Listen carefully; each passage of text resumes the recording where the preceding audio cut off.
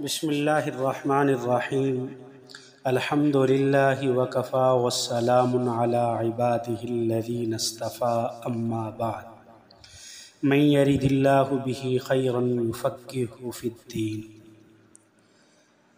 احباب گرامی، آج ہم اپنی کتاب الاشباح والنظائر کو شروع کریں گے۔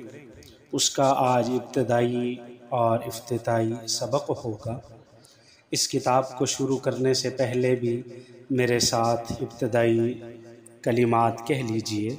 رب یسر ولا تعسر وتمم بالخیر وبک نستعین۔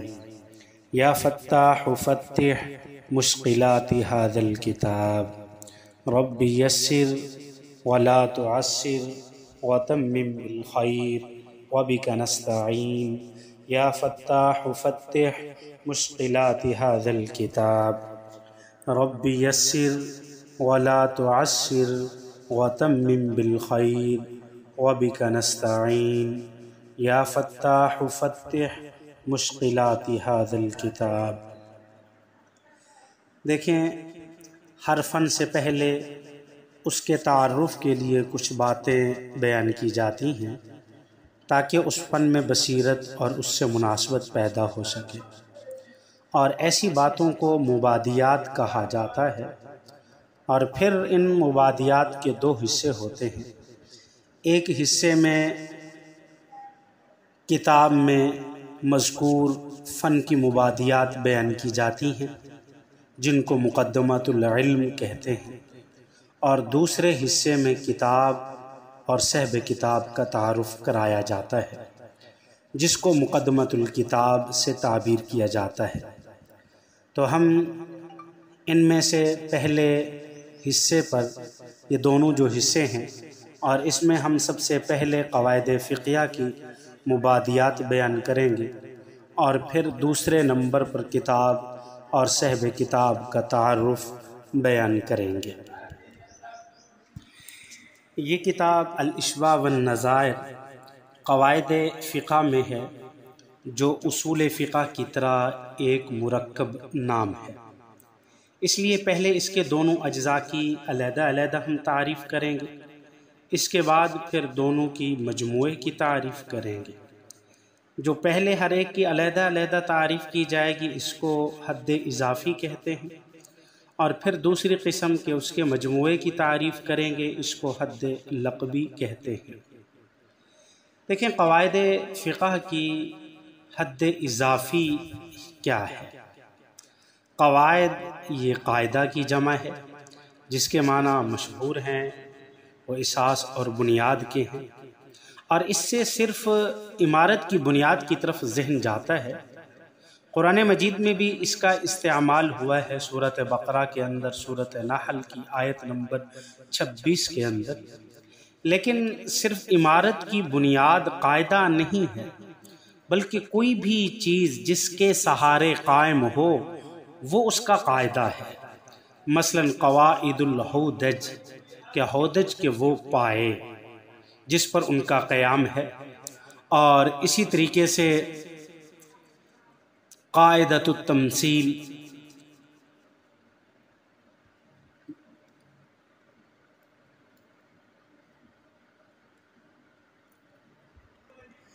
قاعدۃ تمثال ہے، یہ چبوترے کو کہتے ہیں جس پر مجسمہ نصب کیا گیا ہو۔ اسی طرح کسی بھی چیز کے اہم اور نمایاں حصے کو قاعدہ کہا جاتا ہے۔ آگے ہر فن کے اصول اور قواعد میں چونکہ اس فن کی اساس ہوتی ہے اور اس کی فروعات کی بنیاد انہی پر رکھی جاتی ہے، اس وجہ سے ان کو قواعد کہا جاتا ہے۔ اور اس کی اصطلاحی تعریف کیا ہے قاعدہ کی؟ یہ تو ہم نے لغوی تعریف بیان کی ہے، جیسے کہا جاتا ہے نا قاعدۃ من البلاد، اس شہر کو کہتے ہیں کہ جو سب سے بڑا شہر ہو۔ تو اس کی اصطلاحی تعریف نحات کے ہاں، حضرات نحات کے ہاں ہے الحکم المنطبق علی جمیع جزئیاتہ، یعنی وہ حکم جو اپنی تمام جزیات پر منطبق ہو، جیسے کل فاعل مرفوع، اب یہ اپنی تمام جزیات پر منطبق ہے۔ اور حضرات فقہا کے ہاں قاعدہ کی تعریف کیا ہے؟ فقہا کے ہاں اس کی اصطلاحی تعریف یہ ہے، حکم اغلبی ینطبق علی جمیع جزئیاتہ، یعنی وہ حکم جو عموماً اپنی تمام جزیات پر منطبق ہو۔ تو گویا کہ اس تعریفات کا جو نحات نے ذکر کی یا فقہا نے ذکر کی ہے کہ حکم اغلبی ینطبق علی جمیع جزئیاتہ، اس تعریف اور جو نحات نے تعریف ذکر کی ہے، ان کا خلاصہ یہ نکلتا ہے کہ نحات کے ہاں یہاں قواعد کلی ہوتے ہیں اور فقہا کے ہاں یہاں قواعد اکثری ہوتے ہیں، کلی نہیں ہوتے۔ جیسے فقہا کے ہاں ایک اکثر ضابطہ ہے، الاکثر حکم الکل، کہ اکثر کا حکم کل پر لاگو ہوتا ہے، لیکن وہ حکم اکثری ہوتا ہے، ایسا کلی حکم نہیں ہوتا۔ آگے اس کے بعد قواعد کا ہم نے بیان کیا۔ آگے اگلا لفظ ہے فقہ۔ فقہ کی تعریف کیا ہے؟ یہ آسان ہے، آپ نے ماشاءاللہ ابتدا سے قدوری سے لے کر بلکہ فقہ المیسر سے لے کر آپ نے ہدایہ رابع تک یہ تعریفات پڑھی ہیں۔ فقہ یہ باب سمع یسمع سے اور کرم یکرم سے ہے۔ میں ذرا اس کی یاد دہانی کے لیے آپ کے سامنے اس کا معنی دہرا رہا ہوں۔ اس کے لغوی معنی ہے جاننا اور سمجھنا، اور قرآن مجید میں بھی فقہ کی لغوی تعریف یہی آتی ہے، یعنی جاننا اور سمجھنا کے معنی آتے ہیں۔ اور اس کی اصطلاحی تعریف امام اعظم ابو حنیفہ علیہ رحمہ سے یہ منقول ہے کہ معرفت النفس ما لہا وما علیہا، یعنی نفس انسانی کا اپنے لیے مفید اور مضر امور کا پہچاننا، خواہ وہ امور عقائد کے قبیل سے ہوں یا اعمال کے قبیل سے ہوں یا اخلاق اور تصوف کے قبیل سے ہوں۔ علم فقہ کی یہ تعریف اس دور کی ہے، یہ جو امام اعظم ابو حنیفہ علیہ رحمہ نے یہ ذکر کی ہے، یہ اس دور کی ہے کہ جب یہ تینوں قسمیں یعنی عقائد، اعمال، اخلاق و تصوف، تینوں قسم کے احکام کا بیان علم فقہ میں ہی ہوا کرتا تھا، اور ان کی شرح و بیان کے لیے مستقل فنون نہیں بنائے گئے تھے، نہیں وضع کیے گئے تھے۔ امام اعظم ابو حنیفہ علیہ رحمہ نے اسلامی عقائد سے متعلقہ اپنی کتاب کا نام الفقہ الاکبر ہی تجویز کیا ہے۔ اسی طرح جو شخص تمام باطنی اخلاق سے واقف اور اخلاق حمیدہ سے متصف اور اخلاق رذیلہ سے مجتنب ہو، اس کو بھی فقیہ کہا جاتا ہے۔ جیسے کہ مشہور تابعی امام حسن بصری نور اللہ مرقدہ کا یہ مقولہ منقول ہے، انہوں نے کسی سائل کے جواب میں یہ جملہ فرمایا۔ کسی سائل نے پوچھا کہ بھئی فقیہ کون ہے؟ تو فرمایا کہ انما الفقیہ الزاہد فی الدنیا والراغب فی الآخرہ، در حقیقت فقیہ وہ ہے جو دنیا سے اعراض کرنے والا اور آخرت کی رغبت رکھنے والا۔ مگر بعد میں جب یہ تین قسم کے احکام مستقل فنون میں آئے، عقائد کی شرح اور اس کی توضیح ہوئی، علم کلام اور اخلاق اور تصوف کے بیان کے لیے علم تصوف مختص کیا گیا، تو علم فقہ کا دائرہ کار صرف عملی احکام کے ساتھ محدود رہ گیا۔ تو اس اعتبار سے اب جو اس کی جدید تعریف کی جائے گی، وہ جدید تعریف یہ کی جائے گی، العلم بالاحکام الشرعیۃ العملیۃ المکتسب من ادلتها التفصیلیہ، یعنی فقہ ان شرعی عملی احکام کے علم کو کہتے ہیں جو ان احکام کی تفصیلی دلائل سے ماخوذ و مستنبط ہو۔ یہ ایک اس کی اصطلاحی تعریف بیان کی گئی ہے، اور پھر اس کے بعد اس کے فوائد قیود بھی حضرات فقہا نے ذکر کیے۔ در مختار میں اس کے فوائد قیود بھی اس تعریف کے ذکر کیے گئے ہیں، لیکن ہمیں فوائد قیود کے اندر تفصیل میں جانے کی ضرورت نہیں ہے، کیونکہ ہم جو اضافی باتیں ہوں گی ان اضافی باتوں کو ترک کرتے رہیں گے۔ تو اب اس لیے یہ فقہ کی جو اب تعریف آج کل رائج ہے اور یہی اس کا مفہوم ہے، تو العلم بالاحکام الشرعیۃ العملیۃ مع ادلتها التفصیلیہ بھی بعض نے لکھا ہے۔ تو اس کے بعد قواعد فقہ کی حد لقبی ہم نے تو پہلے قواعد کی الگ اور فقہ کی الگ تعریف بیان کی، حد اضافی بیان کی ہے نا، تو اب اس کے بعد اس کی ہے حد لقبی۔ قواعد فقہ کے مجموعہ کی باعتبار علم کے یہ تعریف کی گئی ہے: حکم کلی فقہی ینطبق مباشرۃ علی جزئیات کثیرۃ من ابواب متعددۃ تفہم منہا احکامہا۔ یعنی قواعد فقہیہ وہ فقہی کلی حکم جو براہ راست مختلف ابواب کی کثیر جزیات پر اس طور پر منطبق ہو جس سے ان جزیات کے احکام کا علم ہو جائے۔ اب مثال کے طور پر ایک قاعدہ کلیہ ہے: القدیم یطرق علی قدمہ، اور اس کا جزیہ کیا بنتا ہے؟ ان طریقہ دار زائد قدیمت۔ تو اس دار سے اس جزیہ کا حکم یہ نکلتا ہے جب تک زید کے مکان کا راستہ قدیم رہے گا تو وہ اپنے حال پر رہے گا، قدیم اپنے حال پر رہتا ہے۔ تو یہ اس کی جو تعریف کی گئی ہے یہ تعریف حد لقبی کے اعتبار سے کی گئی ہے۔ پھر اس تعریف کے بھی فوائد القیود بیان کیے گئے ہیں، لیکن ہم نے یہاں فوائد قیود بیان کرنے کی ہمیں ضرورت نہیں ہے۔ اور اس کی قواعد فقہ کی ایک اور تعریف بھی کی گئی ہے جن سے ان قواعد کی خصوصیات پر روشنی بھی پڑتی ہے، اور وہ تعریف کیا؟ اصول فقہیۃ کلیۃ فی نصوص موجزۃ دستوریۃ تتضمن احکاما تشریعیۃ عامۃ فی الحوادث التي تدخل تحت موضوعها۔ یعنی قواعد فقہیہ مختصر دستوری قانونی قسم کے الفاظ میں مذکور وہ فقہی کلی اصول ہیں جو اپنے موضوع کے تحت آنے والے واقعات سے متعلق عمومی شرعی احکام پر مشتمل ہیں۔ اب اس تعریف سے معلوم ہوتا ہے کہ قواعد فقہ کی خصوصیت یہ ہے کہ وہ عام اور مختلف ابواب کی بے شمار جزیات کے احکام پر مشتمل ہونے اور اپنے اندر بے پناہ وسعت و جامعت رکھنے کے باوجود چند الفاظ کا مجموعہ ہوتے ہیں۔ چنانچہ آپ دیکھیں گے کہ عموماً قاعدہ صرف 2-3 کلمات سے مرکب ہوتا ہے اور ان میں سے بے شمار جزیات کے احکام کا علم نکلتا ہے۔ تو ایک اس کی تعریف یہ کی گئی ہے۔ اب اس کے بعد آگے آپ یہ سمجھیں، ایک لفظ استعمال ہوتا ہے قاعدہ اور ایک لفظ استعمال ہوتا ہے ضابطہ۔ کیا یہ دونوں لفظ الگ الگ ہیں قاعدے کا اور ضابطے کا، یا ان کے اندر فرق ہے؟ دیکھیے، قاعدے اور ضابطے کا درمیان فرق۔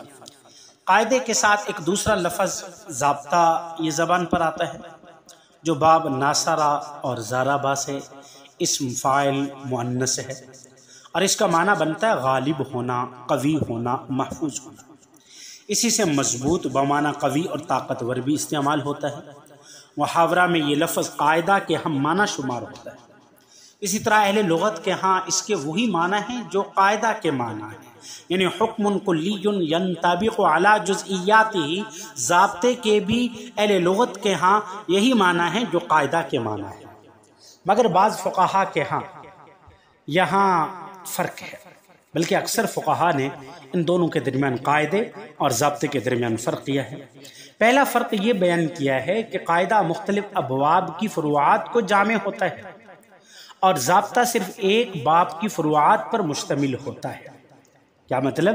یعنی قاعدہ مختلف ابواب کی فروعات کو جامع ہوتا ہے اور ضابطہ ایک باب کی فروعات پر مشتمل ہوتا ہے۔ اس کو تھوڑے سے مثال سے آپ سمجھیں۔ الضرر یزال قاعدہ ہے، یعنی الضرر یزال یہ قاعدہ ہے۔ وہ نکاح، طلاق، بیوع، حدود، جہاد، اطعمہ وغیرہ تمام ابواب کی فروعات کو جامع ہے۔ اور کل ذکر یدلا بانثی لا یرث، یا کل جہالت یفضی الی المنازعات فہو مفسد للبیع، یہ ضابطہ ہے۔ اول کا صرف ارث سے تعلق اور ثانی کا صرف بیوع سے تعلق ہے۔ یہ جو آخر میں نے کل ذکر یا کل جہالت والا ضابطہ بیان کیا، یہ ضابطے قاعدے نہیں ہیں، اور ان کا صرف کسی ایک حصے کے ساتھ تعلق ہے، میراث سے تعلق ہے یا اس کا بیوع سے تعلق ہے۔ اور باقی جو قاعدہ ہے جیسے الضرر یزال یہ قاعدہ ہے، اور اس کا تعلق نکاح، طلاق، بیوع، حدود، جہاد، اطعمہ اور اس طرح باقی تمام ابواب کی فروعات کو جامع ہے، تمام کو شامل ہے۔ یہ مختصر سا فرق قاعدے اور ضابطے کے درمیان بیان کیا گیا ہے۔ اور قاعدے اور ضابطے کے درمیان دوسرا فرق ذرا دیکھیے، قاعدہ عموماً بین المذاہب مسلم ہوتا ہے، وہ اس کی فروعات ہر مذہب میں علیحدہ ہوتی ہیں، جبکہ ضابطہ جو ہے وہ صرف ایک مذہب کا ترجمان ہوتا ہے۔ مثال کے طور پر الیقین لا یزول بالشک، اب یہ ضابطہ ہے کہ یقین شک کی وجہ سے ختم نہیں ہوتا، تمام مذاہب کے ہاں یہ مسلمہ قاعدہ ہے۔ اور صلاۃ المقتدی متعلقات بصلاۃ الامام، جو امام کے ساتھ خاص جو نماز کے ساتھ خاص ہونے کی وجہ سے محض ایک ضابطہ ہے، یہ صرف حنفی مذہب کے ساتھ خاص ہے، شوافی کے ہاں یہ ضابطہ نہیں ہے۔ صلاۃ المقتدی یعنی مقتدی کی نماز یہ متعلق ہوتی ہے کس کے ساتھ؟ بصلاۃ الامامی، یہ امام کی نماز کے ساتھ، یہ ایک ضابطہ ہے، لیکن یہ ضابطہ صرف حنفی مذہب کے ساتھ خاص ہے، شوافی کے ساتھ اس کا کوئی تعلق نہیں ہے۔ تو اس لیے دوسرا فرق یہ ہے کہ قاعدہ عموماً بین المذاہب میں مسلم ہوتا ہے، تمام مذاہب میں مانا جاتا ہے، لیکن فروعات جو ہیں وہ ہر مذہب کے اعتبار سے جو ضابطہ ہے، ضابطہ ہر مذہب کے اعتبار سے الگ ہوتا ہے، اور ضابطہ صرف ایک مذہب کی ترجمانی کرتا ہے، تمام مذاہب کے ہاں وہ مسلم نہیں ہوتا۔ تیسرا فرق دیکھیے قاعدے اور ضابطے کے درمیان، قاعدہ کے الفاظ اپنے ماخذ کی طرف مشیر ہوتے ہیں، جیسے الامور بمقاصدہا، اب اس میں انما الاعمال بالنیات کی طرف اشارہ پایا جاتا ہے، جبکہ ضابطے میں اس طرح کا کوئی اشارہ نہیں ہوتا، ضابطے کے اندر اس طرح کا کسی قسم کا کوئی اشارہ نہیں ہوتا۔ یعنی تیسرا فرق یہ بیان کیا گیا ہے کہ قاعدے کے الفاظ اپنے ماخذ کی طرف اشارہ کرتے ہیں اور ضابطے میں اس قسم کا کوئی اشارہ نہیں ہوتا۔ اب اس کے بعد اگلی بات دیکھیے، قواعد فقہیہ اور اصول فقہ میں فرق، قواعد فقہ اور اصول فقہ میں فرق۔ آپ نے اصول فقہ پڑھ چکے ہیں، اصول فقہ کے اندر آپ نے اصول شاشی جامع کتاب پڑھی ہے، اور پھر اس سے جامع معنی آپ نے رابعہ کے اندر نور الانوار پڑھی ہے، یہ اصول فقہ کی کتاب ہے۔ اور اب جو ہم یہاں پر زیادہ ترجیح دے رہے ہیں وہ قواعد فقہ پر دے رہے ہیں، تو کیا یہ اصول فقہ اور قواعد فقہ یہ دونوں ایک ہیں یا ان دونوں کے اندر فرق ہے؟ دیکھیں، قواعد فقہ اور اصول فقہ ان دونوں کے درمیان فرق ہے، ذرا دیکھیے غور سے۔ قواعد فقہ سے قریب ایک دوسرا جو فن ہے وہ اصول فقہ کا ہے، لیکن عام طور پر ہمیں متشابہ ہو جاتا ہے دونوں یہ ایک ہیں، در حقیقت یہ دونوں نہیں، ایک نہیں ہے بلکہ الگ الگ فن ہیں، دونوں کے مقاصد بھی الگ ہیں۔ قواعد فقہ کی تعریف ہم پیچھے مقدمے میں ابھی بیان کیے، حکم کلی فقہی ینطبق مباشرۃ علی جزئیات کثیرۃ من ابواب متعددۃ تفہم منها احکامها، یہ تعریف قواعد فقہ کی بیان کی گئی۔ اچھا، اصول فقہ کی تعریف تو آپ پڑھ چکے ہو، اصول شاشی میں بڑی ازبر یاد کری جاتی ہے اور آپ نے یاد ماشاءاللہ کی ہوئی ہے۔ وہ تعریف کیا ہے؟ وہ ہے العلم بالقواعد التي يوصل البحث فيها الى استنباط الاحکام من ادلتها التفصیلیہ، یہ تعریف اصول فقہ کی جاتی ہے۔ تو اب ان دونوں تعریفوں کو جب ہم نے پڑھ لیا تو ان دونوں تعریفوں کی روشنی میں ہم اب ان دونوں کا فرق دیکھیں گے۔ سب سے پہلا فرق یہ دیکھیں گے کہ دیکھیں، پہلے اصول فقہ کے ذریعے ادلہ تفصیلیہ سے احکام کا استنباط ہوتا ہے، پھر اس مستنبط کردہ احکام میں جو احکام بہم متشابہ ہوتے ہیں، خواہ وہ کسی بھی باب سے متعلق ہوں، غور و فکر کر کے ایسے قاعدہ کا استنباط کیا جاتا ہے جو ان سب احکام و فروع کو شامل اور جامع ہوں۔ یعنی اصول فقہ سے احکام وجود میں آتے ہیں، اور احکام سے قواعد فقہ بالفاظ دیگر اصول فقہ کا وجود احکام کے وجود سے مقدم ہوتا ہے، جبکہ قواعد فقہ کا وجود احکام کے وجود سے مؤخر ہے۔ عموماً قواعد فقہ کا استنباط بھی اسی طرح ہوتا ہے۔ یہ ایک فرق ہم نے بیان کیا۔ دوسرا فرق دیکھیے، اصول فقہ میں الفاظ اور ان کی صفات، جیسے نسخ و ترجیح، اطلاق و تقیید اور وجوب و تحریم وغیرہ سے بحث ہوتی ہے، طریقہ استنباط کو واضح کیا جاتا ہے، جبکہ قواعد فقہ میں شرعی احکام و مسائل اور ان کے باہمی ربط کو صرف بیان کیا جاتا ہے، وہاں الفاظ اور ان کے صفات سے بحث نہیں کی جاتی۔ تو یہ دوسرا فرق ہے۔ تیسرا فرق کیا ہے؟ دیکھیں، تیسرا فرق اصول فقہ سے حکم شرعی براہ راست مستنبط نہیں ہوتا، درمیان میں دلیل کا واسطہ ہوتا ہے، جبکہ قواعد فقہ سے حکم شرعی بلا واسطہ معلوم ہو جاتا ہے، جیسا کہ قواعد فقہ کی حد لقبی کے عنوان سے ہم نے آپ کو ایک مثال بھی دی تھی، تو اس سے جیسے حکم ثابت ہوتا ہے ایسے ہی یہاں ہے۔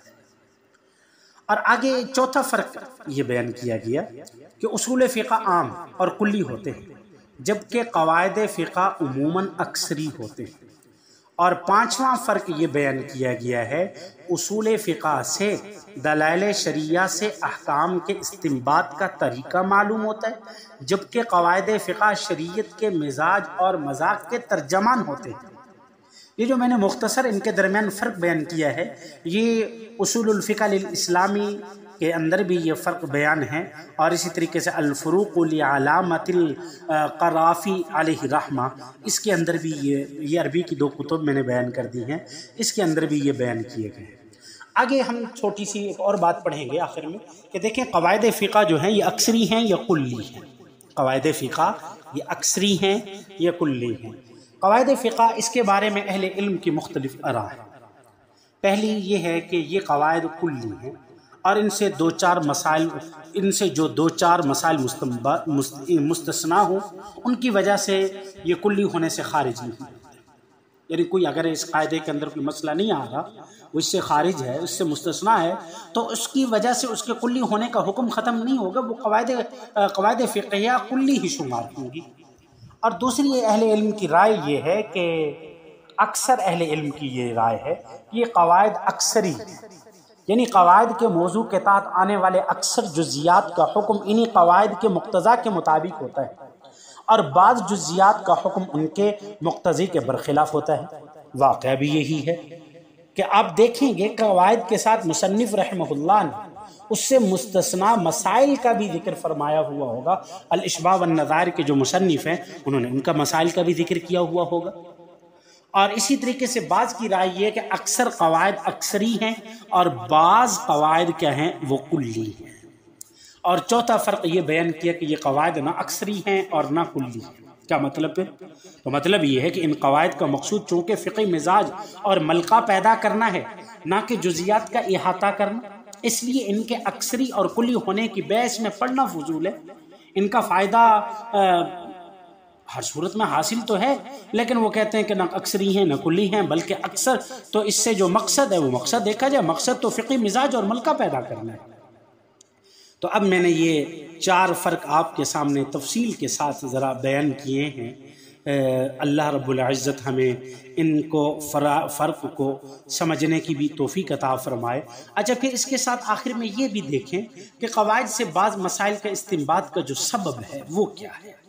دیکھیں، قواعد کے کلی یا اکثری ہونے کی بحث سے قطع نظر یہ واقعہ کہ ان سے بہرحال کچھ مسائل کا استثناء ہوتا ہے، اور فقہا کے ہاں ان استثناءات کا جو مسائل ہیں ان کا ذکر بھی کرتے ہیں۔ اب یہاں سوال یہ ہوتا ہے کہ یہ استثناء کس بنیاد پر ہوتا ہے؟ اس کے لیے کوئی ضابطہ، کوئی قاعدہ مقرر ہے، یا صرف نقل و سماع پر اس کا مدار ہے؟ یعنی قواعد سے جس مسائل کا استثناء کیا جاتا ہے وہ مسائل کا استثناء کسی قاعدے پر، کسی ضابطے پر ہوتا ہے، یا ایسی بس نقل و سماع پر سنتے آئے، آپ نے اساتذہ سے سنا، اساتذہ نے ان سے سنا اور پھر ایسے ذکر کر دیا؟ دیکھیں، اس کا جواب یہ ایک سوال جو کیا گیا ہے، اس کا جواب یہ ہے کہ یہ استثناء مختلف اسباب کی وجوہ کی بنیاد پر ہوتا ہے، یہ ایسے نہیں ہوتا۔ کچھ اسباب ہیں اور ان میں سے میں 1-2 سبب آپ کے سامنے بیان کر دیتا ہوں۔ دیکھیں، پہلا سبب یہ ہے، بعض مرتبہ استثناء کی وجہ سے ضرورت و حاجت ہوتی ہے، یعنی مستثنیٰ مسائل پر قواعد کے مطابق حکم لگانا تنگی و حرج کا سبب ہوتا ہے جو شرعاً مدفوع ہے، اس لیے ایسے مسائل میں قاعدہ کے مقتضا کے خلاف وہ حکم لگا دیا جاتا ہے جس کی ضرورت مقتضی ہوتی ہے، اور ان کو قاعدہ سے مستثنیٰ کر دیا جاتا ہے۔ اور اس میں بعض حضرات نے دوسرا سبب اس کا یہ ذکر کیا کہ بعض مسائل کے استثناء کی بنیاد استحسان ہوتی ہے، یعنی قیاس تو قاعدہ کے مطابق ہی ان مسائل میں حکم چاہتا ہے، مگر استحسان جو خلاف قیاس ہے، جو قیاس خفی کہلاتا ہے، دوسرے حکم کا تقاضا کرتا ہے، اور استحسان کی قیاس پر ترجیح کے پیش نظر ان مسائل میں وہ حکم لگا دیا جاتا ہے جس کا استحسان تقاضا کرتا ہے، اور قاعدہ کے مقتضا کو نظر انداز کر دیا جاتا ہے۔ یہ دو فرق میں نے آپ احباب کے سامنے بیان کیے ہیں۔ آگے پھر انشاءاللہ تعالی مزید ہمارے یہ سبق چلے گا۔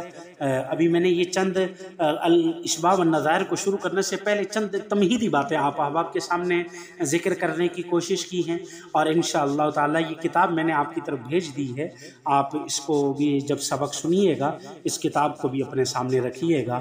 وما علینا الا البلاغ۔